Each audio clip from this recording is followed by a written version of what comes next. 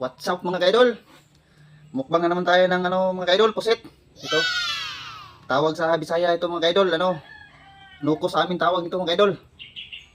Pero sa Tagalog, ang tawag ito mga kaidol, pusit. Wow. Mukbang tayo ng pusit mga kaidol.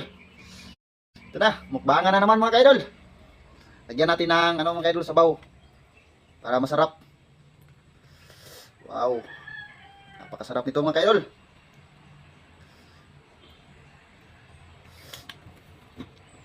Kain po tayo mga kaidol. Mukbangan na.